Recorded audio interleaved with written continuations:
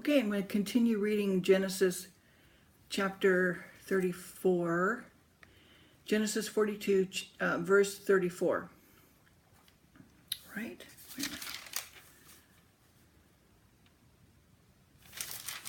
Sorry, hang on. Oh yeah, okay. All right, so look out a man discreet and wise and send him over the land of Egypt. And Pharaoh do this, and let him appoint officers over the land, and take up the fifth part of the land of Egypt in the 7 plenteous years. And let them gather all the food of those good years that come, and lay upon corn under the hand of Pharaoh, and let them keep food in the cities, that the food shall be for store to the land against the 7 years of famine which shall be in the land of Egypt, and that the land perish not through the famine. And the thing was good in the eyes of Pharaoh, and in the eyes of all of his servants. And Pharaoh said unto his servants, Can we find such a one as this, a man in whom the Spirit of God is? And the Pharaoh said unto Joseph, Forsomuch as God hath showed thee all this, there is none so discreet and wise as thou art. Thou shalt be over my house, according unto thy word shall all my people be ruled. Only in the throne will I be greater than thou. And Pharaoh said to Joseph, See, I have set thee over all the land of Egypt. And Pharaoh took off his ring from his hand, and he put it on Joseph's hand, and arrayed him in vestures of fine linen, and put a gold chain about his neck. And he made him to ride in the second chariot which he had, and they cried before him, bowed their knee, they made him ruler over all the land of Egypt. And Pharaoh said unto Joseph, I am Pharaoh, and without thee shall no man lift up his hand or foot in all of the land of Egypt. And Pharaoh called Joseph's name Zaphenath-Phaneah, and he gave him to wife Asenath, the daughter of Potiphera, priest of On. And Joseph went out over all the land of Egypt. And Joseph was 30 years old when he stood before the Pharaoh, king of Egypt. And Joseph went out from the presence of Pharaoh, and went throughout the land of Egypt. And in the 7 plenteous years the earth brought forth by handfuls. And he gathered up all the food of the 7 years which were in the land of Egypt, and laid upon the food in the cities, the food of the field which was round about every city, and laid he up in the same. And Joseph gathered corn as the sand of the sea, very much, until he left numbering, for it was without number. And unto Joseph were born 2 sons before the years of the famine came, which is Asenath, and the daughter of Potiphera, priest of On, bare unto him. And Joseph called the name of his firstborn Manasseh, and God said, He hath made me forget all of my toil in all my father's house. And the name of the second he called Ephraim, for God had caused me to be fruitful in the land of my affliction. And the 7 years of the plenteousness that was in the land of Egypt were ended, and the 7 years of dearth began to come, according as Joseph had said. And the dearth was in the lands, but in all the land of Egypt there was bread. And when all the land of Egypt was famished, the people cried to Pharaoh for bread. And Pharaoh said unto all the Egyptians, Go to Joseph, and do whatever he says for you to do. And the famine was over all of the face of the earth, and Joseph opened all the storehouses and sold unto the Egyptians, and the famine waxed sore in the land of Egypt. And all the countries came into Egypt, and Joseph for to buy corn, because of the famine was so sore in all the lands. And Jacob sendeth his 10 sons to buy corn in Egypt. They were imprisoned by Joseph for spies, and their remorse for Joseph and their return and their relation to Jacob. This is chapter 42. Sorry, my nose is bugging me. Okay, I can keep going. Okay. So now, when Jacob saw that there was corn in Egypt, Jacob said unto his sons, Why do you look upon another? And he said, Behold, I have heard that there is corn in Egypt. Get you down thither and buy it for us from there, that we may live and not die. And Joseph's 10 brothers went down to buy corn in Egypt. But Benjamin, Joseph's brother, Jacob sent not with his brethren, for he said, Lest peradventure mischief shall befall him. And the sons of Israel came to buy corn among those that came. And the famine was in the land of Canaan. And Joseph was the governor over all the land. And he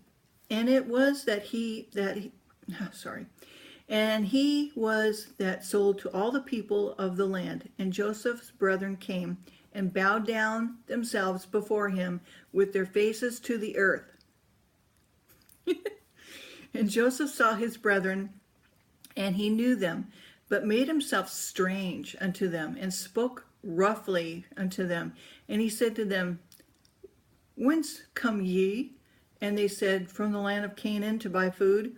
And Joseph knew his brethren, but they didn't know him, because he was all, Egyptian style, okay? And Joseph remembered the dreams which he had dreamed of them, and said unto them, Ye are spies, to see the nakedness of the land ye are come. And they said unto him, Nay, my lord, but to buy food are thy servants come. We are all one man's sons. We are truly men, thy servants are no spies. And he said unto them, Nay, but to see thy nakedness of the land ye are come. And they said, Thy servants are 12 brethren, the sons of one man in the land of Canaan, and behold, the youngest is this day with our father, and one is not. And Joseph said unto them, That is it that I spake unto you, saying, Ye are spies. Hereby ye shall be proven. By the life of Pharaoh ye shall not go forth hence, except your youngest brother come hither.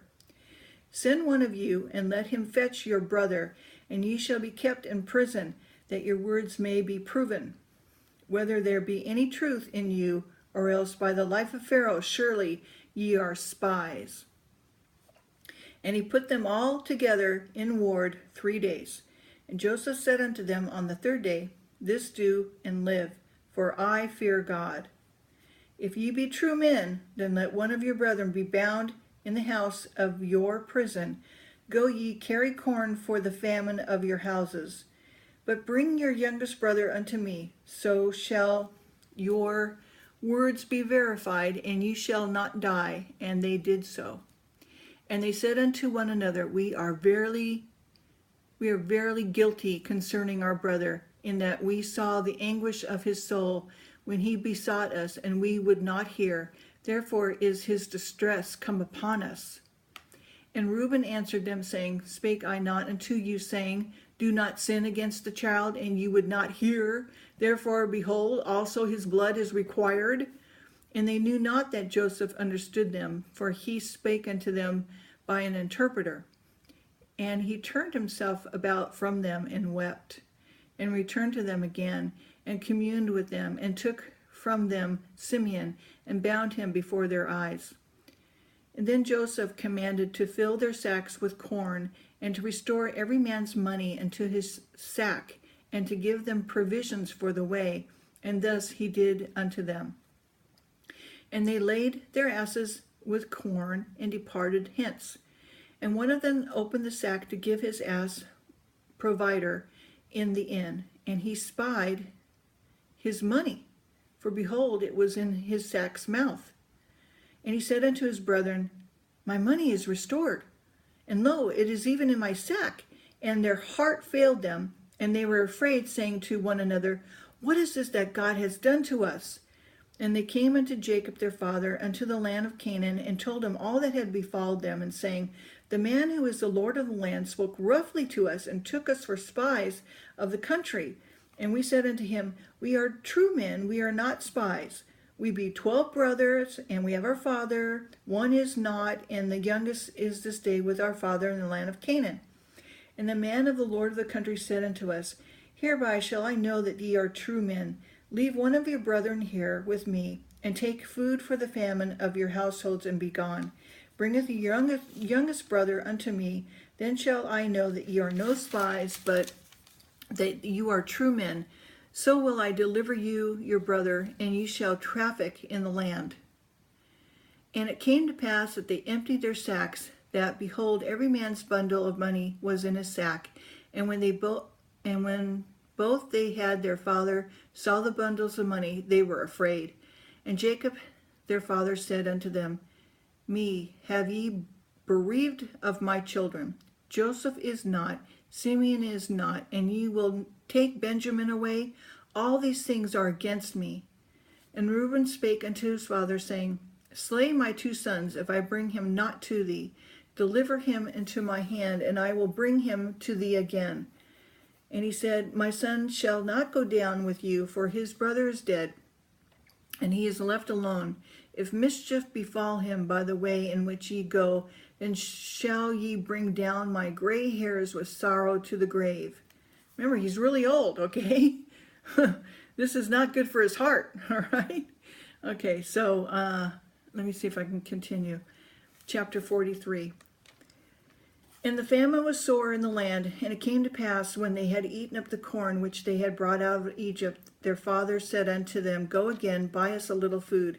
And Judah spake unto them, saying, The man did solemnly protest unto us, saying, Ye shall not see my face, except your brother be with you. If thou wilt send our brother with us, we will go down and buy the food. But if thou wilt not send him, we will not go down. For the man said to us, If ye shall not see my face, except that you bring your brother with you. And Israel said, Wherefore dwelt ye so ill with me, as to tell the man whether ye had yet a brother?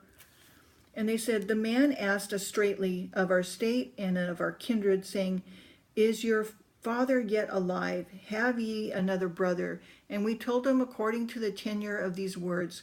Could we certainly know that he would say, Bring your brother down? And Judah said to Israel, his father, Send the lad with me, and we will arise and go, that we may live and not die, both we and thou and our little ones. I will be surety for him. Of my hand shalt thou require him. If I bring him not unto thee, set him before thee, then let me bear the blame forever. For except we had lingered, surely now we had returned this second time. And the father Israel said unto them, If it must be so now, do this. Take of the best fruits of the land in your vessels, carry down the man a present, a little balm, a little honey, spices, myrrh, nuts, and almonds. Take double money in your hand, and the money that was brought again in the mouth of your sacks, carry it again in your hand. Peradventure it was an oversight.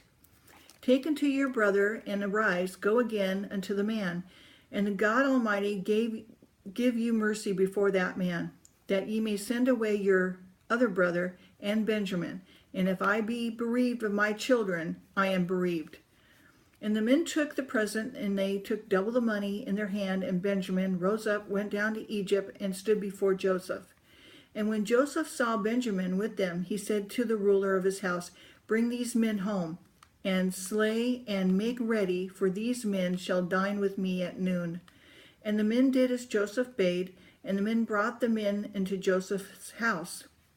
And the men were afraid, because they were brought into Joseph's house, and they said, Because of the money that was returned in our sacks at the first time are we brought in, and we may seek occasion against us, and fall upon us, and take us as bondsmen and our asses.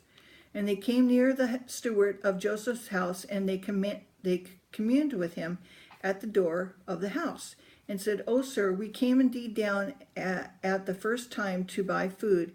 And it came to pass that when we came into the inn, that we opened our sacks, and behold, every man's money was